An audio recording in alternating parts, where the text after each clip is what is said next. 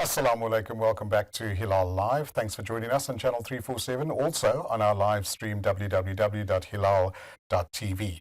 Now, we're already into the second quarter of 2024, and most of us have not, maybe thought about investing or trying to put away for a rainy day. So I thought let's delve into this topic and invite a subject matter expert who works in the investment industry into studio to give us an insight into the world of investing. And I'd like to welcome Brother Abdul Azeez David. Assalamu alaikum. Wa alaikum salam, and shukran for the opportunity, Luqmaan. My absolute pleasure. We've always bumped into each other over the years in the financial space, and you've worked in that space for many years as well. So I thought, who best to invite than yourself? So we really appreciate your time. When we look at the world of investment, maybe let's take a couple of steps back and maybe explain why is it so important for our viewers to invest? Yeah, again, shukran for the opportunity. I think, when we talk about investments, people's eyes glaze over because they think it's numbers, it's stuff to do with, financials. And the other big misconception is that investing is only for rich people. Right. So I think that is an important misconception that we need to dispel tonight. Very importantly, I think in the context also, bearing in mind Hilaal TV is a Muslim majority viewership, to think of investment in the context of Quran and from our religion point of view as well. And I think what is very pertinent, and it's actually a khutbah, I'm not an alim or a scholar, but very important, the lesson that I drew from one lecture that I heard around Surah Yusuf. And I think we all know, our audience know the story of Surah Yusuf. The Prophet Yusuf, he was obviously abandoned in a well. He eventually made his way to Egypt, and where the king had a dream about 7, prosperous years followed by 7 lean years. And he was appointed as Minister of Agriculture because he could unpack that dream. And in essence, what he found was that they were going to have 7 prosperous years, the 7 fat cows followed by the 7 lean cows, and 7 years of drought. And I think the important principle behind that is that investing, the crux of investing is when you have some excess or some extra savings to put away for a rainy day. And I think that is the principle of Surah Yusuf. So there's no inconsistency with Islam or inconsistency with our principles as Muslims. But more importantly, I think that concept of putting away for a rainy day, in our community, people always think that you're hoarding or you're being stingy, you don't want to share your wealth. But actually, one can put away money for a rainy day. But more importantly, if you have certain financial objectives, it's the Hajj season now at the moment. Absolutely. So a lot of our community has gone for Hajj. Hajj is expensive. Absolutely. I went for Hajj in 2002. And back then it was probably a third of what people are paying today. Correct. So, it's not anybody that can just get on a plane, go for Hajj. I saw a poster in 1974 where our pilgrims could spend 400 rand. Yes, to go and Hajj. Yes, 400 rand. 400 rand. And today it's almost 100,000 rand. Correct. So I think, just taking that objective, saving for Hajj, but be it Hajj, be it saving for your first house, saving for your first car, or even saving for your kids' tertiary education. These are financial objectives that I think our entire community can benefit from. But more importantly, you can only achieve those goals if you set out a plan, if you have dedicated and disciplined savings, and ultimately harness those savings and put it in an investment as well. Gotcha. So I think that's the first part of it. We'll maybe touch on some of the other reasons to invest, but I think the context of investing for the layperson, again, coming back to that first point, that it's not just for people that have money. Ultimately, the cost of living, and we've heard this concept of the cost of living being quite expensive these days. We've seen that everything has gone up, fuel prices, taxi fares, all of those things. Absolutely. So to be able to make things ends meet in the future, we would need to have extra savings. So it's also to create a certain, kitty for yourself, a certain fund that you can always tap into for whatever reason that you need to spend. Yes, my daughter got sick some months ago, and and I know we've got the NHI bill, which is creating a lot of debate in our community and in Parliament. But the cost of medicine is not cheap anymore. Correct. So if you have that emergency buffer fund, you can fund purchases like medicines, for example. Of course. We all need to go. It's flu season. People have to go to the doctor. All of those things. So an emergency or buffer fund is also quite important as well. Inshallah. So we'll take our audience through that as we go. We're hoping to build a nice series where we get our audience tuned in and maybe do a Q&A at one time, or ask people to send through WhatsApps at a later time. One of the things, and you mentioned, very clearly as well, is how things are, going up in price, and that is the inflation that we have to deal with in our country and all around the world as well. Maybe unpack the inflation side and how we can cater for that. Okay.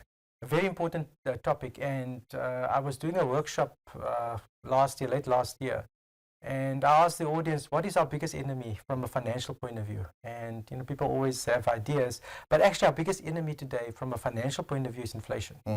And what is inflation? Very simply put, it's typically where you have a general price increase in goods, services, and everything that we have to buy.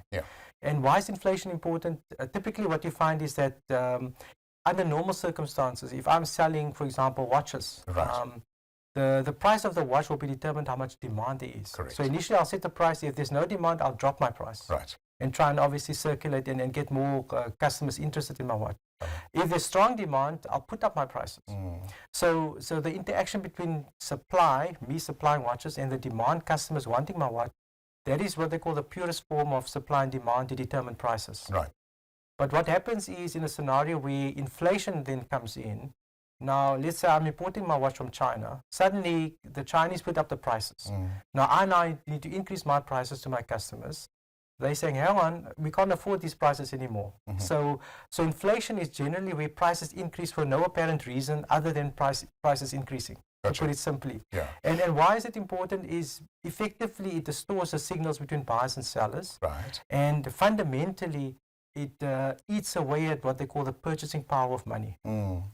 And we've got some slides on screen which our viewers will see. And one of the slides, there's an animation of somebody putting money under the mattress. And that is the worst thing one can do in a period of high inflation, because effectively money on its own doesn't grow. Or in the furniture. As some politicians have done. Let's not go there. Let's not go there as well. But it's difficult in an ever-changing world to fight this enemy called inflation, because we every single day, every single week, we find that the JSE, stock prices are changing, fuel prices, real estate, according to where you live in South Africa, for example, or in the world, that affects our bottom line. So how do we fight this enemy called inflation? So we're on the cusp of the elections, 30 years since our first elections in 1994. And I just wanted to give our viewers a stark reminder of what inflation can actually do. So we've got an organization called Stats SA in South Africa. They measure what they call the CPI, the Consumer Price Index, on a monthly basis. And they did a survey in January 1994, just before our April 94 elections. And they found that the basket of 28 goods for a family of 4 typically cost around 740 Rand. In 94? In 1994. In January 2024, so 30 years later, that same basket cost almost 5,300 Rand. So pure essentials. Pure essentials. And so a family of 4 can't survive. If your income hasn't grown at the same pace as that basket from 740 to 5,300 Rand, you've become poorer in real terms. So that's the effect of inflation. Conversely, if one looks at it the other way, over the last 15 years, so again, if you look at April 2009 till 2024, that's 15 years. Over that 15 years, inflation has doubled. So 100 Rand in 2009 is roughly about 47 Rand. So that's the erosion that inflation causes. And that puts it into perspective. In terms of the cost of living and just the economy in general, in terms of affecting our families. And families are finding it difficult to cope, because it's a rate that's increasing so much that it's beyond their living standards. And one of the biggest casualties of this inflation is that people now prioritize essential expenditures over other things. And the mere fact that people need to do that, again, that discipline of budgeting, for example. And hopefully in series to come, we can talk about budgeting and how to make the most of meager means, which is an essential skill. It's a skill. Unfortunately, in our schools today, they don't teach these skills. They don't teach budgeting. They don't teach you how to work with a salary, how to open a bank account. And all of these things are what I call life skills, which are essential for today's society. But more importantly, I think, with investing, the topic is investing. But before we can invest, we need to budget, we need to prioritize expenditures, And we need to be able to be in a position to put away X amount of money every month for saving as well. Do you find we also come from a culture where this type of topic is very taboo, or it's not spoken openly by parents, grandparents, and passed down? Yes, 100%. I mean, I was listening to a podcast the other day, and again, a religious scholar was saying that, you know, the man and the husband and the wife, they typically don't discuss finances. Yes. So in some households, the man, the husband, he works with the money, he decides everything. In some other households, the man will work and then he'll give his salary to his wife, and she needs to sort out all the bills and that. Yeah. But they don't really communicate in terms of saying, let's sit down, let's prioritize, let's discuss how do we allocate. And I think, you know, it stems from the legacy as well. We, you know, in schools, our kids tend to shy away from pure maths. They go to maths. So true. And you know, that the fact of mathematics and calculations being a very taboo subject, being very complicated, that all plays into it as well. Absolutely. We're chatting to Brother Abdul Azeez Davids, who's given us valuable insight into the world of investing. We're going to take a short break. When we come back, we chat about some of the various investments that you could possibly undertake as well. Thanks for watching us on Hilaal Live.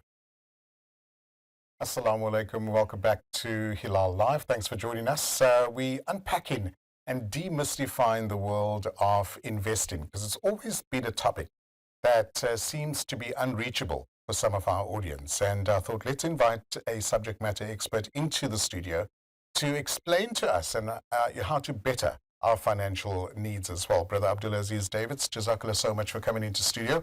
Really appreciate it. Shukran, and thank you for the opportunity once again. My absolute pleasure. I'm learning so much as well in the process, and I'm sure our audiences as well. Before the break, we chatted about, you know, inflation and how that impacts our ability to invest or inability to invest as well. But for those that would like to know more, maybe briefly explain the various types of investments that are available. Yeah.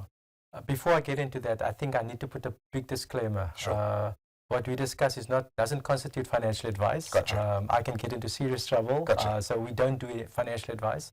We would obviously recommend that viewers consult a financial advisor, and clearly it's like a doctor going on TV. You don't diagnose people over the TV or so. Yeah. So again, people need to get appropriate financial advice and speak to a financial advisor. Sure.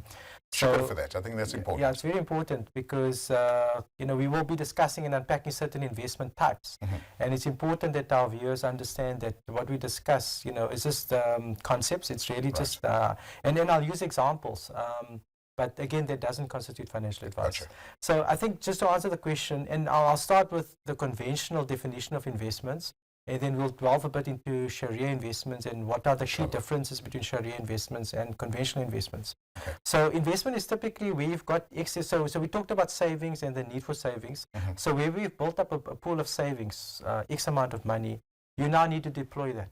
And that deployment is effectively the investing part. Right. So you get savings, which is just excess money that is, you know, dormant, and using that savings to do an investment is where the investing part comes in. And, you know, South Africa, we're quite fortunate in that we've got a very free economy. So viewers and, you know, anybody can really invest in a whole host of type of investments. And by far the most common is typically where people start a business. Okay. So they'll invest in a business. If you're not, you know, employed by a company or, you know, a big employer, we've got thriving entrepreneurs, you know, that invest in themselves, invest in businesses. And typically, I always say that those are the best investments one can make because you're backing yourself. You're creating an income for yourself, and that is probably the purest and halal way of making a living as well, depending on the type of business that you get into as well. So the vast majority of our viewers and people typically would start a business, be it a transport business or a trading business, goods, or making or manufactured goods, for example. Those are probably the bulk of investments, and many people don't even think about it as an investment. True. They'll say that I'm doing this, I'm employed, but that's actually an investment, because an investment is something that you put money in with the expectation that you're going to get something out. Right.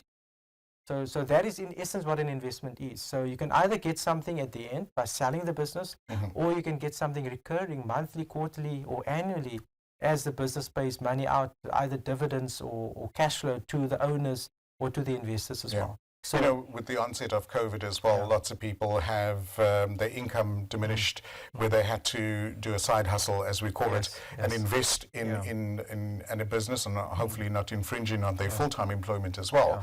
But it gave them dividends. Yes, yes.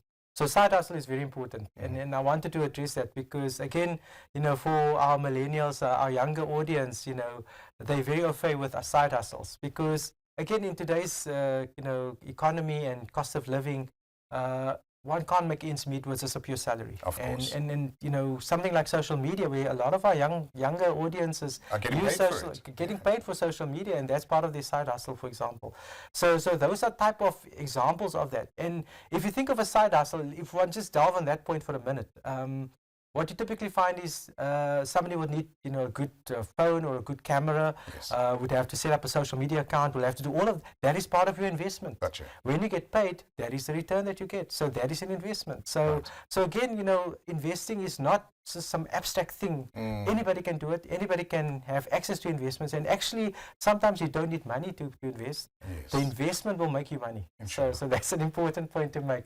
So maybe just after we've dealt with that concept, you know, there's various types of investments. And by far the second most common one is where people invest in unit trusts. Right. So what is a unit trust? In South Africa, our unit trust industry is fairly well developed. It's a huge industry, over 4 trillion rand in size. Wow. And that is typically where people have, on a monthly basis, you know, contributed to the pension fund or retirement annuity fund, and some of that money is found its way into various unit trusts. And hopefully in the future we'll unpack some of those nuances as well. But the other way that one can invest in a unit trust is if you have discretionary savings. So excess savings, you can put it in a unit trust. And as the name says, it's a unitized portfolio unit in a trust, effectively in a trust account, overseen by trustees, where, you know, you've got a pooling that happens, maybe 1,000, 10,000 investors pool all their money together, and you've got a large stock of capital that then gets deployed into various investments from there as well. Right. Gotcha. You know, that's also a very wise decision one needs to make. Also consulting a financial advisor in the process, because, you know, your portfolio to my portfolio would be very different in terms of, you know, I'm happy driving a G-Wagon, you may not be happy driving a G-Wagon, that type of thing. You know, so those are just, you know, material stuff that we bring into light, but we make in light of it. But the portfolio, your portfolio is extremely important on how you develop over the next couple of years. 100%.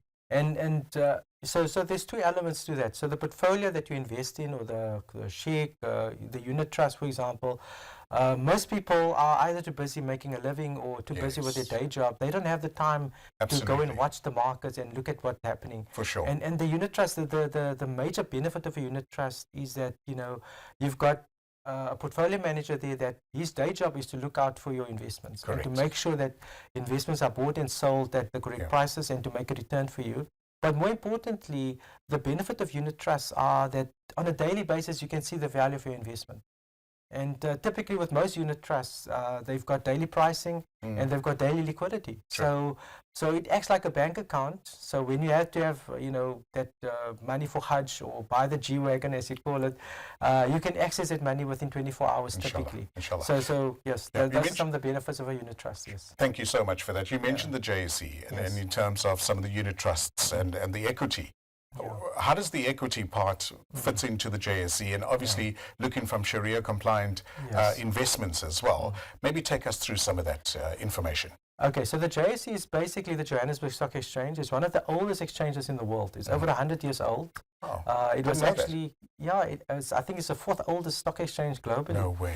Yes, and it was started just after the big gold rush over 130 years ago in Johannesburg. So it's one of the most developed and oldest stock exchanges globally. And basically what a stock exchange is really just a platform where, and most of our viewers would know Takealot. So Takealot is really just a platform. It's got various people that, you know, want to sell stuff, and Takealot themselves sell stuff, and you've got the buyers that buy from Takealot. So JSE is like a platform that puts people in contact. So companies that are looking to raise money or that looking to float their shares, they all go to the JSE, they get listed on the JSE, and then investors like ourselves, portfolio managers, the man in the street, will buy those shares. And that effectively is what a stock exchange is. Now, on the second part of your question, so most conventional investors, you'll find that they can invest in anything, be it Right. banks, be it, insurance companies, all of those things. For us as Sharia investors and, our Sharia audience, typically we're governed by the Quran and Sunnah. So there's limitations on what we can invest in. And by far, so there's effectively two categories. There's what we call the quantitative screening and quantitative filters, which effectively has the primary principle of eliminating and minimizing riba or interest. The second component is what we call the qualitative factors. So like I've mentioned, the banks, the insurance companies, your alcohol, your brewing companies, all of those companies we would not invest in from a Sharia point of view. Yeah. There's a third element, which is effectively the type of structures that you have. So, we try and minimize uncertainty and risk-taking. So we don't gamble. And I've heard this concept a lot where people say, you guys are just gambling on the stock exchange. We do a lot of research. There's a lot of information that gets digested to make informed decisions, to take the risk and uncertainty out of the equation. And that, in essence, is how we go from a conventional investment to a Sharia-compliant investment as well. Before we end, I want to touch on Islamic financing, maybe for a little, because it's more prevalent now than it was 10, 15 years ago as well. And we have a lot more Islamic institutions, alhamdulillah, in South Africa as well. Maybe unpack the start of where this all happened. Yes. So, I think, Islamic finance really started 1450 years ago. So, if you really take it back, so the time of the Prophet and, the trading that happened there, even when the Sahaba migrated from Makkah to Medina, a lot of what they built up in terms of, remember they had nothing going to Medina, so suddenly they had to build up. So that is really the start of it. But in modern times, 1975, the Islamic Development Bank was started in Jeddah. And that was really the first attempt to try and influence and regularize Islamic trading and finance. Closer to home in South Africa, I think 1990, we had our first sort of IOFI starting in Bahrain, and some of our scholars, attending IOFI courses. And then from a investing point of view, in 1996, I think, we had the Southern Pure Fund, which later became the Al Baraka Fund. And that's really the start of finance in South Africa as well. Brilliant. So we have so much to talk about, and unfortunately we've run out of time. Jazakallah so much for coming into the studio and giving us an insight and for us to make informed decisions around investing. Inshallah, we'd like to continue a series of this and unpack various other facets of the investment world. Have a wonderful evening. Assalamu alaikum. Shukran. Walaikum salam. That's Brother Abdul Azeez Davids chatting to us on Hilaal Live about the world of investment. I hope it benefited you. Inshallah, we'll invite him back next week to chat a bit more as well. Jazakallah for watching us. From the Cape Town team, Sohail Barnes and myself, don't forget to tune in just after 7. We bring you Minister Naledi Pando live from Stekman Road Masjid. There's a wonderful program that's happening. There's a bit of a surprise. We're not going to reveal that. But do tune in just after 7 o'clock. We take that event live. Have a great evening. Assalamu alaikum.